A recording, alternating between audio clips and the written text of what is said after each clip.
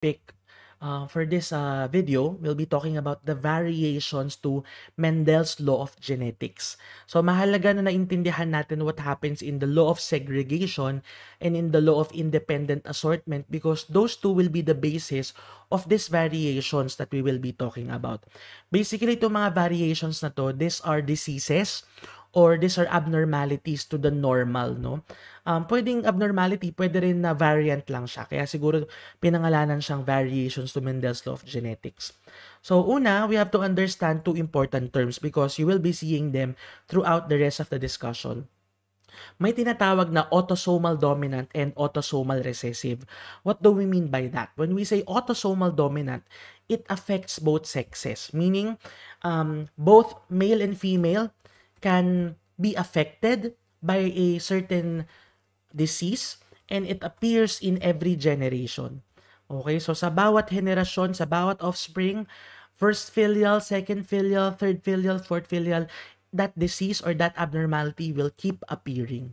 If it is autosomal recessive, it still can affect both sexes, but it can skip generations because may mga carriers, no? Sabihin ng carriers, people who do not have symptoms but still they carry that genetic abnormality in them, no? So if sometimes both male and female are affected but the symptoms can only appear in a certain gender, no? So let's talk about the variations now. The first variation is incomplete dominance. Again, pag sinabi nating dominant, this is the major trait, the capital letter trait, no? And again, pag lumabas ang capital letter, yan agad yung phenotype na lalabas, correct? But in incomplete dominance, the dominant gene was not able to hide or mask the recessive gene.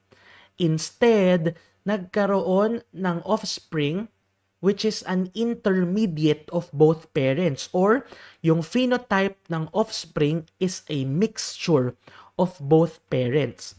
So, Mendel was able to observe this by crossing plant with red flowers, true breed, so capital RR, and white flowers na true breed, so small RR.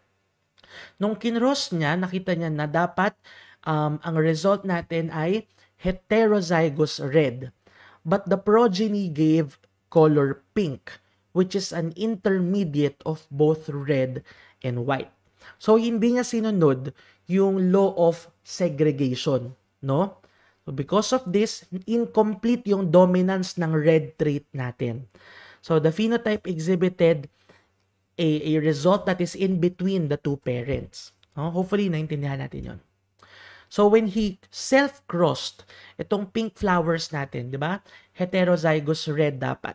So, this is one pink flower, another pink flower, sinelf-cross na yon. Ito yung naging result. Lumabas, one homozygous red, two heterozygous pink, and one homozygous white. No, bumalik, naging mixture na sila ng tatlo, ng first filial at ng ating parental. No, so that is incomplete dominance. Pag sinelf-cross mo ang isang organism or isang trait with itself, babalik or lalabas yung parental genes niya. Okay? So next naman is codominance. So in codominance, may heterozygous phenotype tayo. At sabi natin, dapat yung either one lang, no, yung may express na trait. But in heterozygous phenotype, pag dalawang dominant yung minana mo, both of the phenotype will come out. So in codominance, walang recessive. Pareho silang dominant, kaya nga codominance. And codominance best explains kung paano tayo nag-inherit ng blood type. No? So pag si father A, si mother B, si anak AB. No? So, yun yung inheritance. Pareho mong minana. Pareho naging dominant sa'yo. So, if you will look at this image, we have a homozygous white cow and a homozygous brown cow. So, parehong dominant yung R at W niya. So, nung pinagsama mo, naging mixture siya at nakita natin ang naging result, spotted cow. no? Brown spotted cow in a sea of white. So, since parehong lumabas, that is co-dominant. So, di ba may mga nakikita kayong aso, pusa, ganyan ang mga kulay? So, that is co-dominance. As mentioned, yan din yung explanation kung paano nangyayari yung blood typing or paano natin namamana yung mga blood types natin from our parents. So, here, si father ay blood type A na heterozygous at si mother ay blood type B na heterozygous din. So, nung kinross, may 4 possible combinations, no? AO, AB, BO, and OO. So, dito sa anak nila na AO, O is recessive, so automatic ang lalabas ay A ang blood type nito. Dito, AB. At parehong A and B are dominant. So, the child will be type AB. Parehong meron siya. Here, BO, so O is recessive, magiging type B ito. Ito naman, OO, parehong recessive, so magiging type O siya. So that is how we inherit blood type. So sa mga parents ninyo, 'di ba, may probably alam niyo yung blood type nila. However, hindi niyo alam kung true, kung homozygous ba sila o heterozygous. So yun lang, 'di ba? Baka pwede nyong gawan na rin ng Punnett square, possible combinations. Ayan. So now we'll be talking about the non-Mendelian inheritance. Ito naman yung mga wala nang kinalaman doon sa law of segregation and law of independent assortment natin. So we have here mosaicism. So when we say mosaicism, it is a phenomenon in which an individual has cells in their body that are genetically different from the other cells. Like this one. Lahat ng embryo cells color black. Tas may isa na biglang color pink. That is what we call mutated. Nagbago yung naging encoding of the trait in that cell. And because of that, nag-divide yung mutated cell na yan, all the other lineages coming from it will be abnormal already or mutated, no? So, lahat ng black pa rin yung anak, pero yung mga pink na rin yung anak nila. Okay? So, in mosaicism, no, all the other cells na normal, ito, no, color purple sila.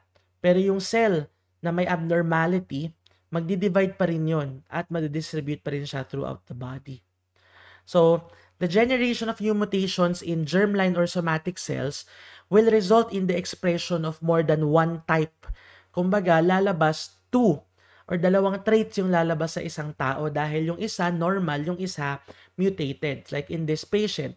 So, normal color ng eye color niya, brown, kasi both parents are brown colored, no? But something happened in cell division na naging abnormal or mutated yung isang cell. That's why the other eye is colored gray. Even in this cat, no? Ang galing nung pagkakahati ng cat na to, no? Kalahati itim, kalahati parang whitish or yellowish yung color niya. So, ganun din to. May isang germline or isang cell line na biglang nag-mutate, causing a difference in the color. And these types of cats are called Venus cat. Kakatakot, no? Pati eye color magkaiba. Pero pagdating sa body, naging co-dominant na sila. So, may 2 types of mosaicism na tinatawag. The first is constitutional mosaicism. Ano yun? Nagkakaroon ng mutation in the somatic cells. Somatic cells meaning cells in the rest of the body. Okay? When we say naman germline mosaicism, yung mosaicism or mutation mo nangyayari sa sex cells. Okay? So, in germline mosaicisms, the 2 population of cells in the gonads, whether testes or ovaries, isa doon magkakaroon ng mutation at maipapasa yon sa kanilang mga offspring. Like in this example, germline mosaicism, no? The parent has a mutation in either the sperm or oocyte, and because a spontaneous mutation occurred in the developing testis or ovary, nagkakaroon ng pagbabago doon sa phenotype nila. So, ang examples natin dito are the diseases called osteogenesis imperfecta, also known as brittle bone disease. So, Dito, wala namang problem sa parents, no? Perfectly normal both parents. Pero si child, ang bilis-bilis ma-break ng mga bones niya. Even in childbirth pa lang, pagkalabas sa vaginal vault ni mother, ang dami na nilang mga fractures, ang dami na nilang mga dislocations, no? Kasi very, very brittle yung bones ng mga ganitong patients natin. The other disease that is common is yung Duchenne muscular dystrophy. Here naman sa Duchenne muscular dystrophy, lumiliit yung muscles, no? Nung patient, therefore, nawawalan siya ng ability to stand or minsan nakaka-stand sila pero very difficult for them to keep the posture. So remember those two diseases, baka matanong sa examination. The other type of non-Mendelian variation is the trinucleotide repeat disorder. Mahalaga to because maraming mga sakit ang nangyayari because of trinucleotide repeats, no? So ano nangyayari? Triplet repeats happen in a base pair. So dapat ang isang part ng DNA, ang laman lang niya ay kunwari CAG. So isang copy lang ng CAG. Pero ang nangyayari in trinucleotide repeat disorder, nauulit yung codon na yon. So CAG, CAG, CAG. So instead of having one copy of CAG only, you get, let's say, 10 copies of CAG or 30 copies of CAG. It produces then a group of human diseases which are a result of the abnormal expansion of these repetitive sequences, and commonly they affect the nervous system. And unfortunately, this occur during various stages of human development, no? Pwedeng inside the womb, mangyari siya. Pwedeng in adulthood, mag-develop yung disease, no? So, iba-iba. So, here are some of the common diseases with trinucleotide repeat diseases, no? You have your Fragile X syndrome, Huntington's disease, inaral natin yan, Friedreich ataxia, and myotonic dystrophy. Nakalagay din po dyan, no, yung kanilang mga repeating trinucleotide. So for Fragile X, it's CGG. Huntington's, it's CAG. Friedreich, GAA. Myotonic, CTG. Please do memorize this. So, in trinucleotide repeat disorders, may tinatawag na anticipation. Ibig sabihin ng anticipation, a worsening of the mutation in successive disorders.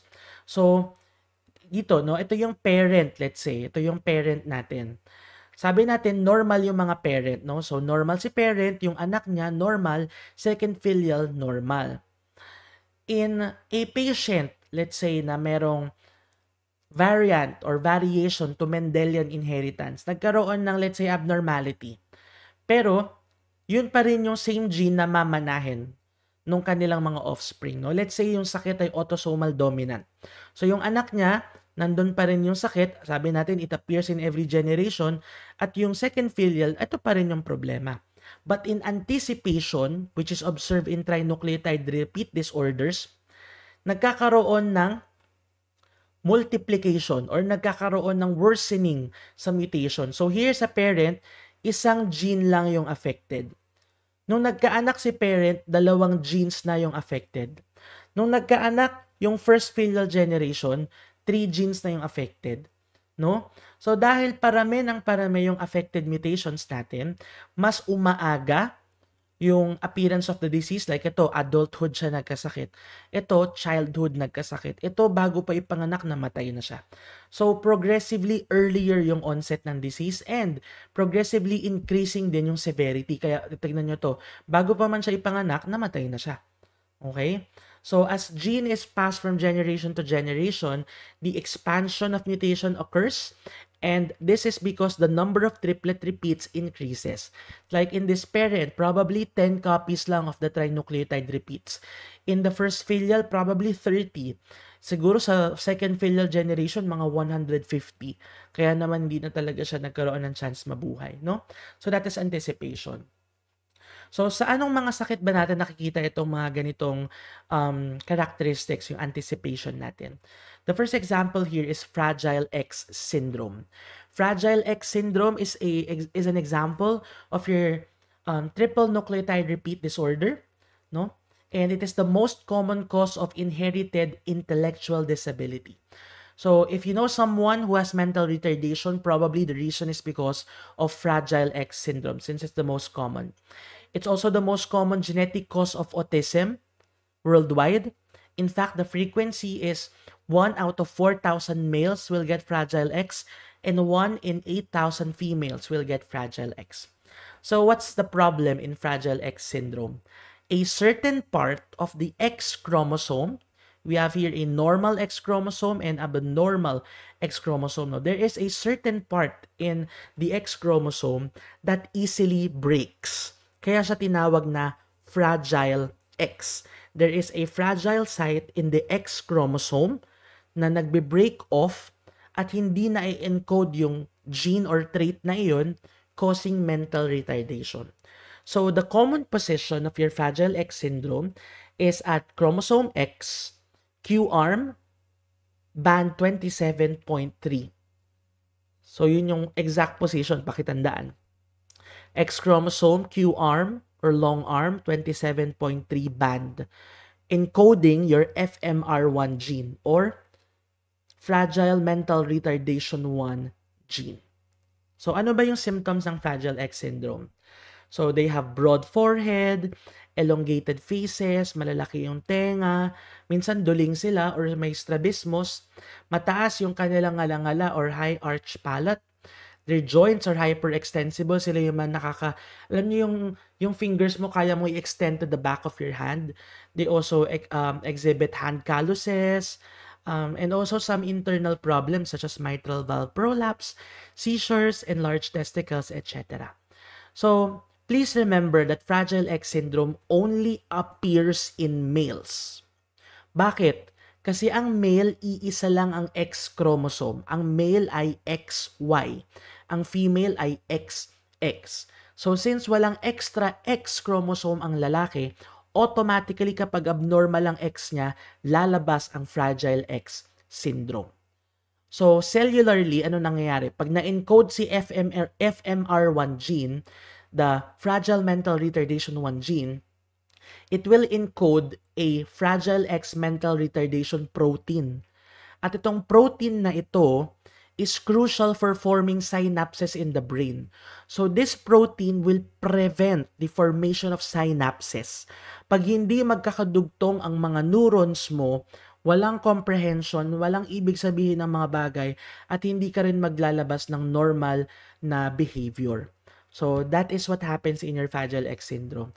So, ang ganda, no? Because now we are able to, appreciate yung mga genetic principles na inaral natin prior or during the prelims, no? Mas naintindihan natin how it will affect mga patients, how it affects the traits, how it affects patients, no? Yeah. So, the next triple or trinucleotide repeat disorder is your Huntington disease.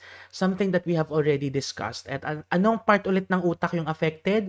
Huwag kakalimutan, it's your basal ganglia. At anong chromosome ang affected? Chromosome number 4. So, Huntington is an autosomal dominant disease, meaning both sexes are affected and every generation mag-a-appear siya.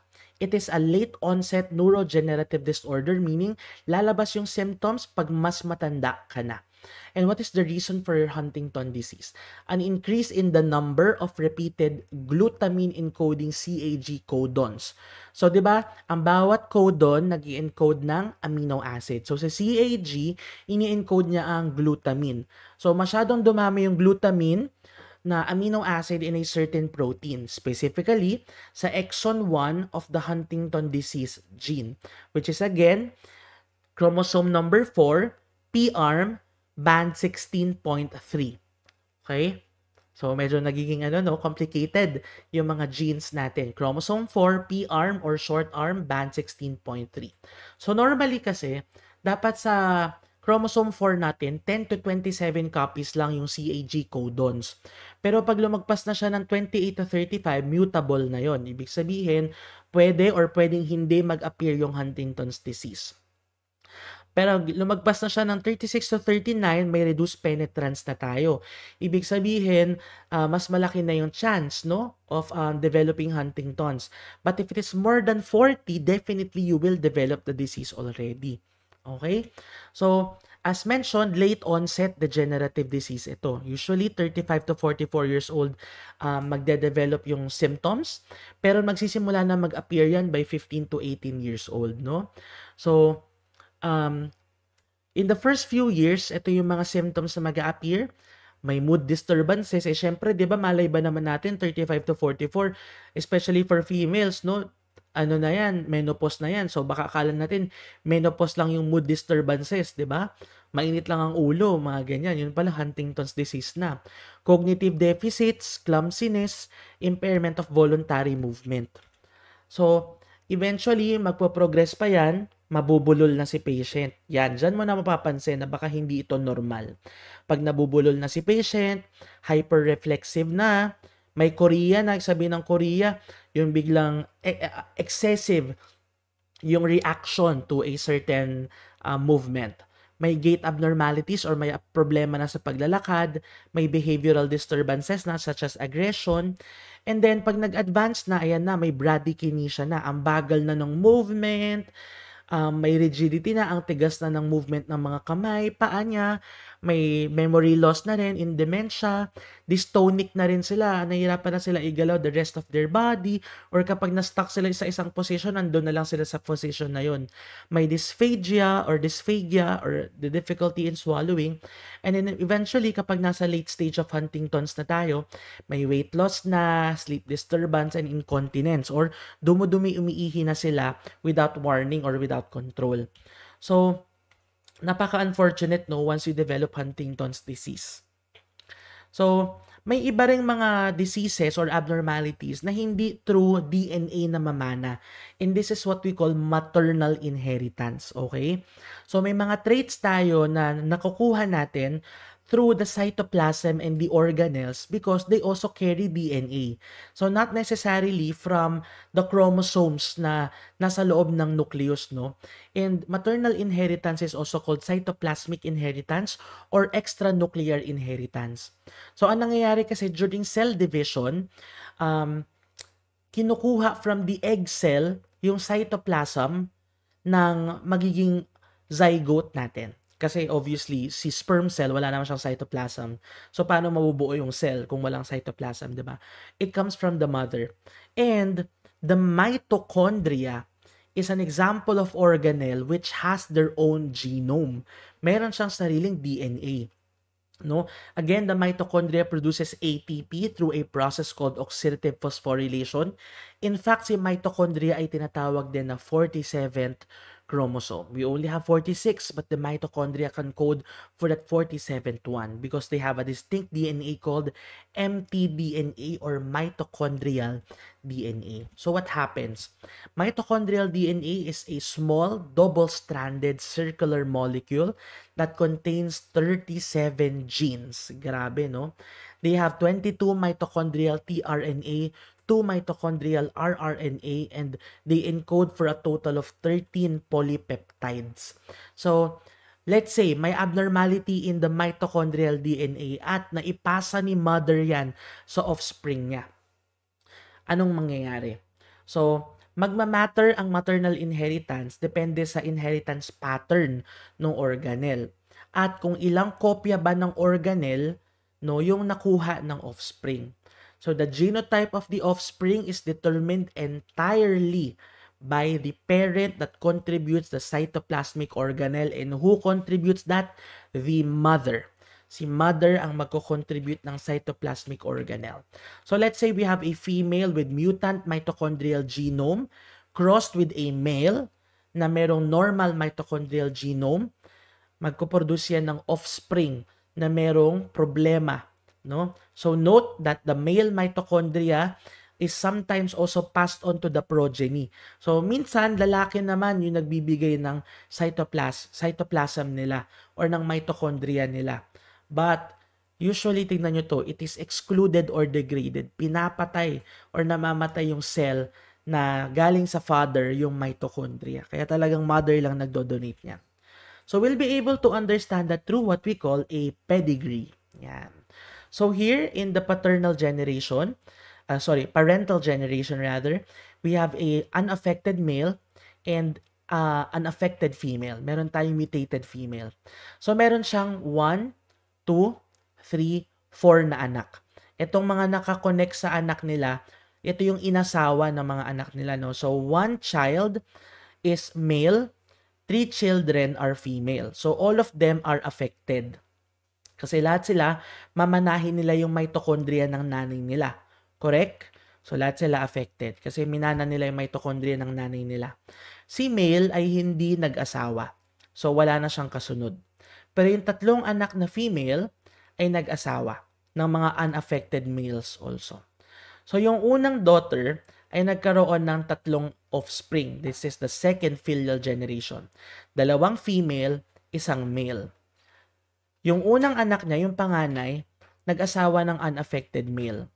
At nagkaroon din ng 3 anak. 1, 2, 3. At lahat ay affected ng maternal inheritance. Lahat meron sila ng abnormal mitochondrial DNA. No? So, itong pangatlong anak niya, male, at nag-asawa ng unaffected female. But look at the offspring. Walang naging affected because yung maternal mitochondria ay normal.